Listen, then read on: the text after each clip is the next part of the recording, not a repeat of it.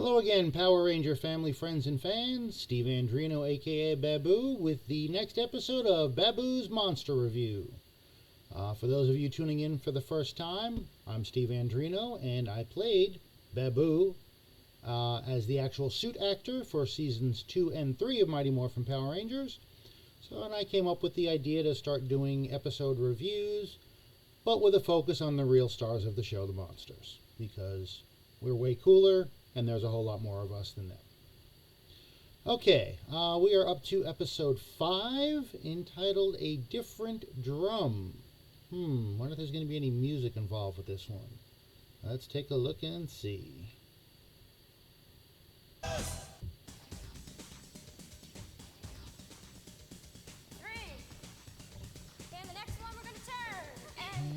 Speed this up a little bit. There we go. Cool.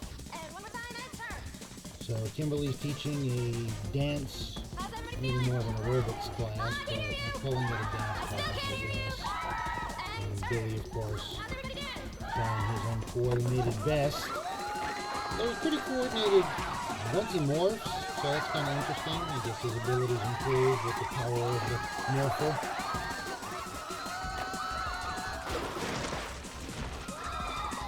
I love how he crashes, but still keeps going. And I guess the implication there is he crashed into the bathroom since we took up a roll of toilet paper. This is not the way to meet girls. That was a little mean of Kimberly. I mean, obviously that's not what he was trying to do. Alrighty, let's get to the good stuff. Music. So Rita hates the idea of the music and then realizes, oh! That's how she's going to get back at the Rangers this time. Let's see if it works. Somehow I doubt it. That's a good thought anyway.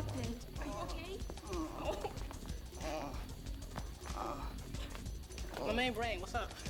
Well, I'm intrigued by the rhythmic modulation, yet daunted by the coordinating movements of the appendages. Say what? We can't dance. Precisely. Ready? Okay. Again, Billy over speaking, using big words when simple words will certainly do. Part of the humor there. Now, this is a You guys take a break for a second, okay? interesting character in the show. We have What happened? a girl here who is Step very sideways, and Beth ran into you. obviously I'm deaf. sorry. I forgot to sign the moves. It was my fault. Cool that Kimberly knows sign language to speak to her, and you should be signing You're a during very the good dancer. workout And even dance, hearing people make whatever mistakes. we're calling it. Left, right, spin. No, it's the other way, no? Music into the Power Rangers? It sounds a bit risky. Finster! Oh, Finster! Yes, a nasty one. Back to I'm working normal on speed for the good stuff.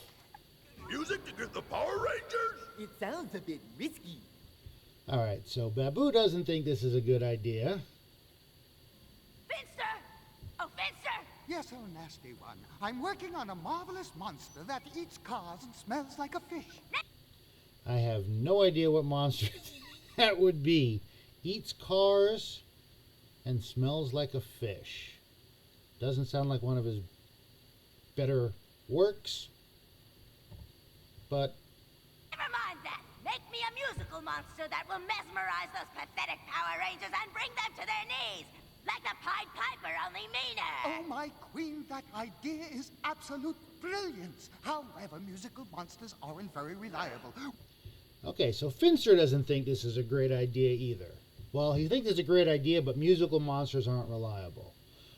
She mentions the Pied Piper of Hamelin. The story is that he was hired to pipe and have all the rats in the city follow him out of town, so he eliminates the rat problem.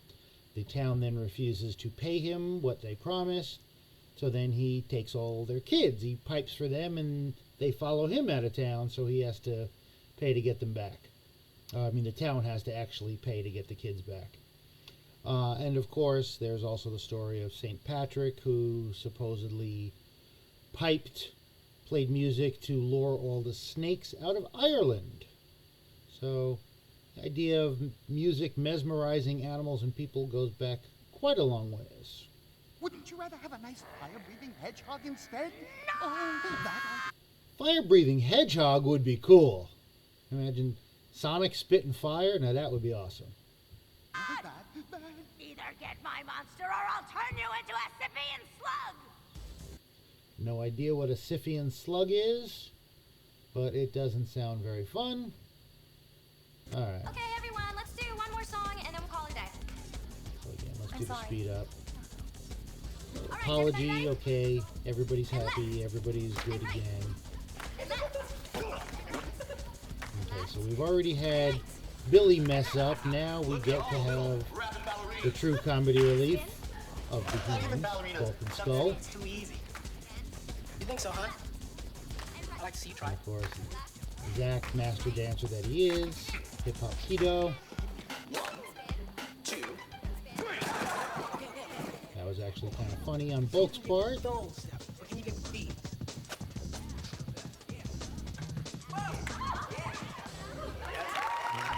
Okay, No problem. nothing too terribly difficult. But I mean, to be honest, Bulk's got some moves there. He actually did all right. I didn't think it was that bad or cringeworthy. Okay. Let's see. Bulk try a split.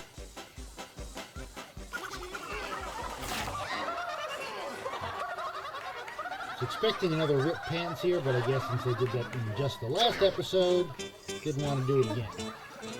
I have a feeling that will come back sometime later on in the show. However, not this episode necessarily, but in the future.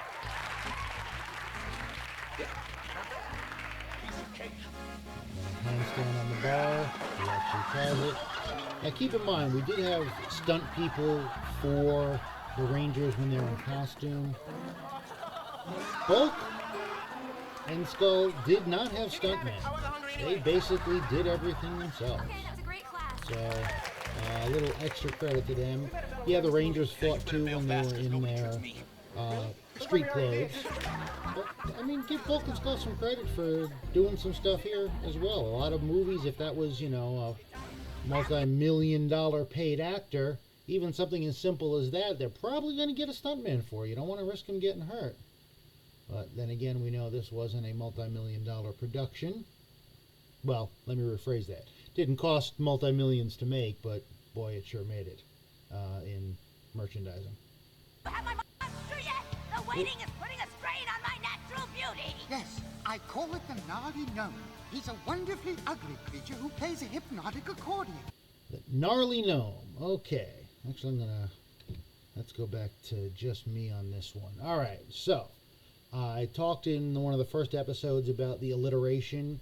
Obviously, Rita Repulsa being the first one we run into with an alliterative name. We just had the Mighty Minotaur a couple episodes ago, and now we have Gnarly Gnome. Now, for those of you watching that may be not quite as old as I am, and mind you, I was 25 for second season when I started filming, the word gnarly is old surfer slang from the 60s and 70s, and then was turned into more of a Valley Girl type slang in the early to mid 80s. Now, in the original episodes, the first few episodes of season 1, Kimberly was played more like a Valley Girl type, with her mannerisms and her way of speaking. I don't know that that necessarily translates to nowadays. I don't know anybody, you know, younger than 30 that's heard or really used the word gnarly. As surfer slang, it was meant to mean extreme, meaning the size of the waves. There are some really gnarly waves out there. They were real big, they were real rough, but it's gnarly in a good way. So the Gnarly Gnome, gnarly being good, I guess it's good for Rita and Finster. And he says he has an accordion. I don't know for sure. We'll take a look at that in a second. All right, back to it. The plan is to Hypnotic hypnotize a accordion, few kids in hope. hypnotize the kids. When the Power Rangers show up to the rescue, he'll use the music to put them in your power. Okay, let's get 'em! Good plan. Spencer just basically repeated Rita's plan back to him, mesmerize the kids to draw the Power Rangers in, mesmerize the Power Rangers.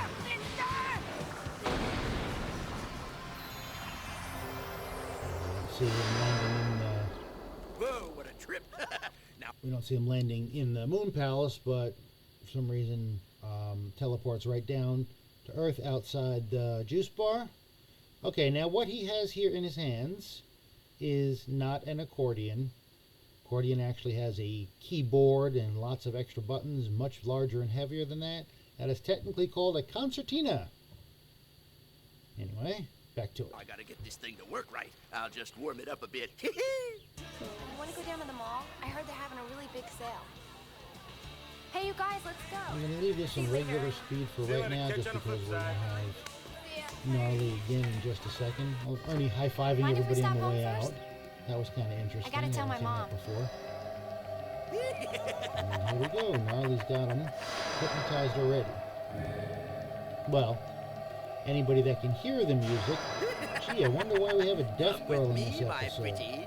Rita wants to... Another look.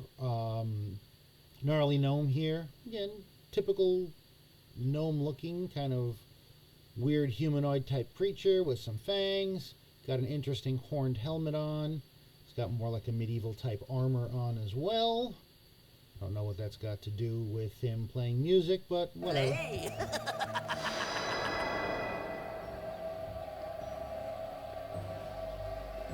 This is just him Come on, you can't resist, and neither leading will the them Power Rangers. through the woods to the cave. I'm gonna put this in front. Got some putties there. Once the Power Rangers hear my magic tune, they'll be totally in my power. So come, my beauties, come Just- and dance, and wait to see As the soon Power as the Rangers kids heard the music, they became hypnotized pretty much instantly. Follow me. Thought is that this will Follow happen to me. Power Rita's Rangers as waiting. well. Incidentally, I'm not sure where this particular cave was. Obviously, this is all American footage because we have American actors on here. Not sure where the cave is because I didn't film in this particular one. I do believe this cave comes up again later on towards the end of season 1 as well. I like the effect of the cargo net drop. And of course, that was literally just a couple of people standing above the cave entrance holding the cargo net and dropping it. Actually, go on me here. And that's very common in movies where you have people just off scene manipulating physical things to make it look like things happened by magic or by science. For example, the original Star Trek, when they walk through the automatic doors, there was literally a person on each side, and they had to time this out as Kirk or Spock or whoever is walking towards the door. They had to actually pull the doors open so it looked like it was done automatically, and when they went through, pushed them shut again. Again, practical effects, usually the best effects because they're easy to do. You know, I'd rather do something physically if it looks good than try to CGI it in or figure out a way to, you know, they didn't have a camera on them like automatic grocery doors, you know, nowadays, or doors to other stores. I don't even know if that technology was available in the 60s. I remember when I used to go to the grocery store as a kid, and now we're talking 70s, there was actually a rubber mat in front of the door that when you stepped on that is what actually the pressure sensor in there is what opened the doors. It wasn't a camera up on top. So anyway, more useless monster trivia, or not monster trivia, but trivia. Alrighty, here we go. So he's dropped the net on them. They're trapped. She doesn't know what to do. Oh, actually, I'm going to go back a second here. Let's pause that. So what sells the whole the net dropping down via magic is because now the outside shot we see is that it's actually tacked up, hooked in place. Again, didn't have to be that way for the other shot, but once they knew they were going to shoot it from this angle, they had to hook it on there so it wouldn't come down, and so it looked like that's how it got there.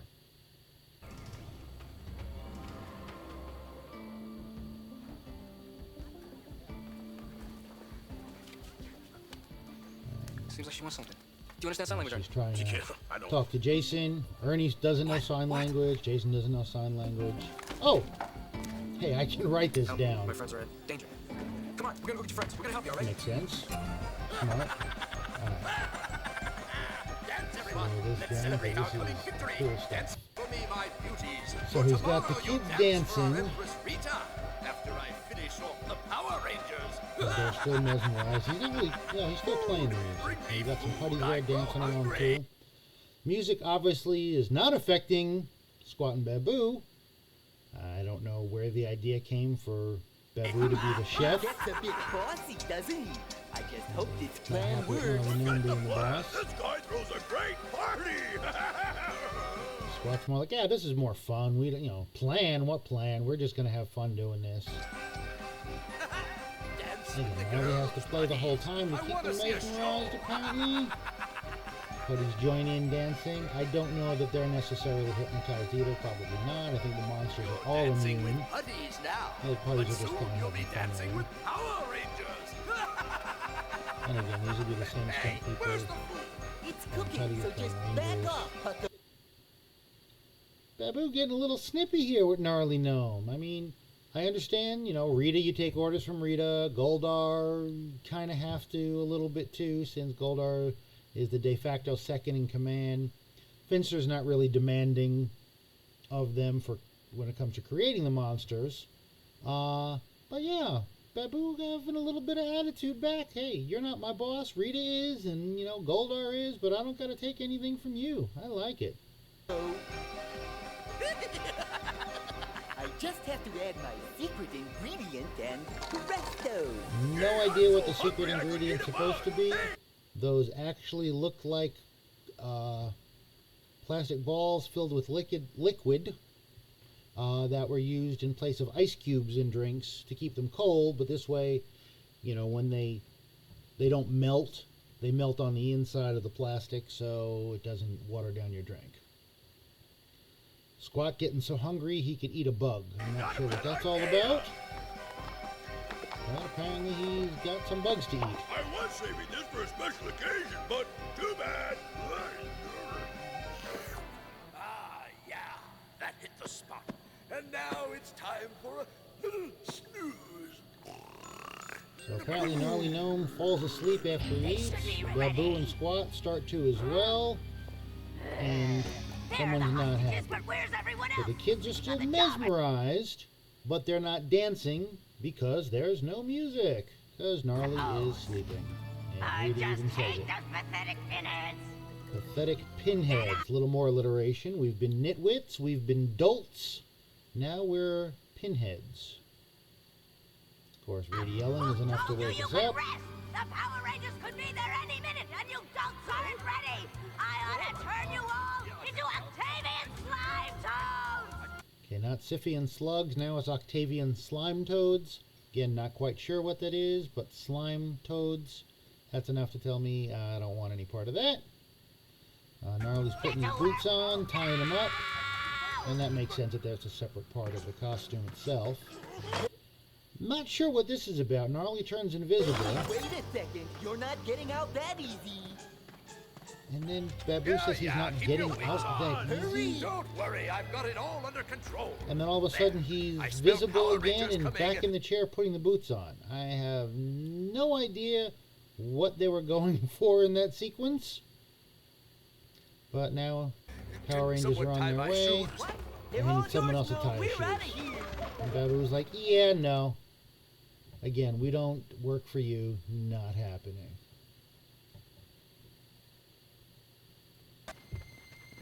Now she brings the... Okay, I want you to hide here and wait for me. What okay? she doesn't Let me know have is the Power Rangers to help her All right, friends. guys, it's Morphin time. Kimberly tells her to go hide, and all of a sudden they morph. Saber-tooth tiger! And she's none the wiser. I mean, I guess not like she heard them call to morph. And Gnarly all of a sudden has a weapon. We hadn't seen the weapon up until now. Again, shooting laser type beams out of it with some kind of staff. They try the regular weapons on him. Oh, that's right, it's not a staff, it's a rake. I'm not quite sure what that was supposed to be about either. The weapons do their job on them, knock them down a little bit. And then right off the bat, they form their mega weapon.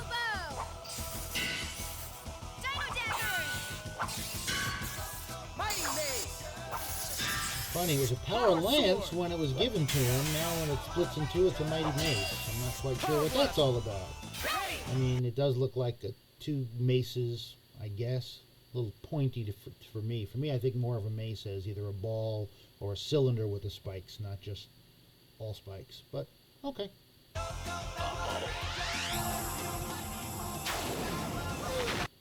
And say goodbye to Gnarly. Think you beat him? We'll see about that!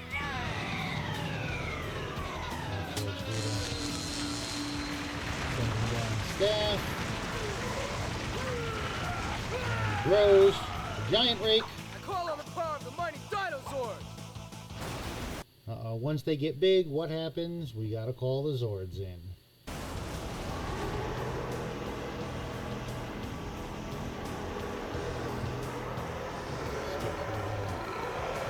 Sequence a little bit because it's the same, a little longer, a little shorter, just depends how much they want to show to fill up the concept. I love the pterodactyl flying out of the box. Rangers, log on. Back here, all systems go. This is Billy. I'm nominal. Treating here, ready to rock. I just love this part. They didn't give her quite, a funny line to say towards the monster this time, but just I love this part. She seems like she's the only one that's not, everyone's all serious. I'm ready to go. I'm nominal. Let's do, this is fun. Let's show them some Megazord power. Normal speed. Power up your crystal. We're going to So we got tank the mode. crystals last episode, so they're powering up the Zord with the crystals Rangers, now. sync up. 2, 1, nice. All right, I feel a rescue coming on.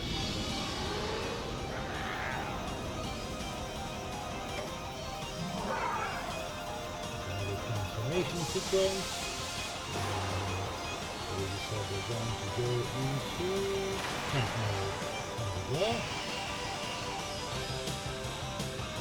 Gnarly didn't seem like much of a fighter, and maybe that was what Finster's concern was with the musical monster. I mean, yeah, he's got the rake, it's shooting lasers out. Back that up here. Get it. Yeah.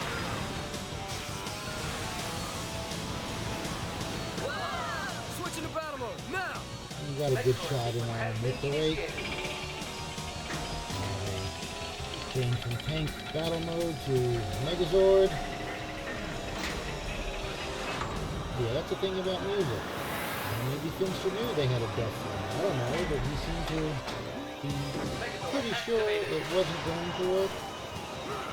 Plan was great. Having a musical monster to do it was not. Again, a rake, kind of an interesting weapon, but makes sense for a small garden creature. Again, gnomes are supposed to be smaller than human sized, which is why we have garden gnomes, the little statues that people put in their gardens. So I guess the rake was to go along with that.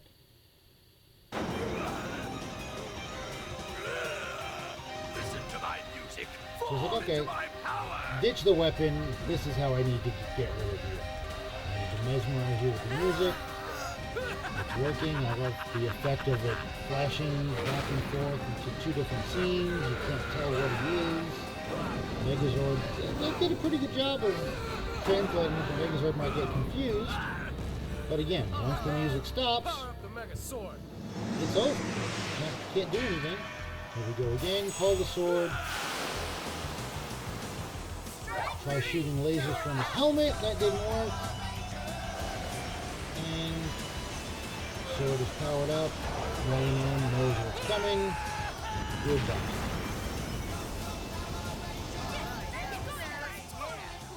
Alright, Power Rangers, let's go down and get the girls out of the cave and take them home.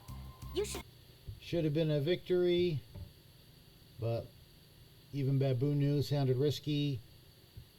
Finster said, good plan, but I'm not sure about musical monsters. Now we know why. Power Rangers, Kimberly, they were great. So, like, what happened? Well, Melissa ran for help, and this totally making monster hypnotized you and trapped you in a cave. So, like, without her and the Power Rangers. Well, we could have been trapped forever. So Hey, we great helped you big job, time. Melissa. I mean, they already made up before when they bumped into each other during the aerobics class, so that was cool. But now just an extra, yeah, we appreciate you. Thank you for saving us. Rita is already mad at us. Why can't I depend on you dweebs? Okay, so pinheads and dweebs and dolts and nitwits and squats and overgrown blueberries. Oh, and fools. But she hasn't had a headache again. She had it in the first 2 episodes, and in the last 3, no headaches. It will be coming back, I promise. Everybody's happy. Soda's on the house with Ernie because they were all saved. I don't know how Ernie knows, but they all toast Melissa. And Jason trying to sign. Again, endearing, very common in TV shows and movies to have somebody try to learn a different language. And sign language is a language. It's a different language. Let someone try to learn somebody's native tongue or sign language and get something wrong. That's a whole new world of rapping. Check this out. There's a lot we can learn from Melissa. You know, I used to think Melissa was pretty happy before. Then she saved her friend. And now? And now all of a sudden, Billy's got some moves. A little breakdancing. Again, anybody that didn't grow up during the 80s and 90s has no idea what that is. But, okay. And that's it. We are done with this. Back to me. So there we have it. Of the battles so far, definitely the weakest monster, because his plan was not to fight them and defeat them. It was to mesmerize them with music. But again, as we saw, even when he had the kids captured, once he stopped playing, they were just standing around doing nothing. They were still mesmerized to a point. Obviously, they weren't able to just escape, but they weren't dancing. They weren't doing his bidding. He was doing okay when he was giant-sized and playing the concertina to try to mesmerize the Rangers in the Megazord. And pretty interesting visual effects. But again, all it takes is one swipe, which you could do by accident, to knock the instrument out of his hands. That gives you the few seconds you need to clear your head, and defeat was pretty much all but guaranteed at that point. Alrighty, well, thanks again for tuning in. Appreciate you guys. If you like what you're seeing, please hit that like and subscribe button so I can become visible to more people, and also because monsters need love too.